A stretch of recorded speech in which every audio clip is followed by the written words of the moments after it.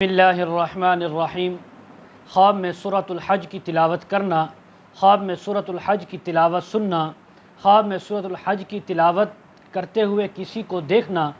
ان باتوں کی تعبیریں آج اس ویڈیو میں بیان ہوں گی۔ ویڈیو کو آپ نے مکمل دیکھنا ہے، ہمارے چینل کو سبسکرائب کرنا ہے۔ حضرت علامہ ابن سیرین رحمۃ اللہ علیہ فرماتے ہیں،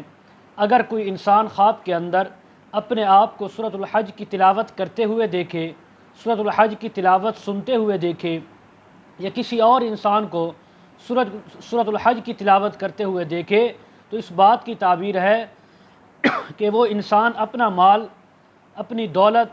حق تعالیٰ کی راہ میں خرچ کرے گا اور بہت زیادہ اللہ کی طرف سے نفع پائے گا، اور اسی طرح بہت زیادہ نیک اعمال بھی کرے گا۔ حضرت ابراہیم کرمانی رحمۃ اللہ علیہ فرماتے ہیں، اگر کوئی خواب کے اندر سورۃ الحج کی تلاوت کرتے ہوئے اپنے آپ کو دیکھے، کسی اور کو دیکھے یا تلاوت کی آواز سنے، تو فرمایا اس بات کی تعبیر ہے کہ یہ انسان ایسے نیک کام کرے گا، ایسے اچھے اعمال کرے گا جو لوگوں کے ہاں بھی پسندیدہ ہوں گے، رب تعالیٰ کے ہاں بھی پسندیدہ ہوں گے۔ حضرت جعفر صادق رحمہ اللہ فرماتے ہیں، خواب میں سورۃ الحج کی تلاوت کرنا، سننا یا کسی کو تلاوت کرتے ہوئے دیکھنا،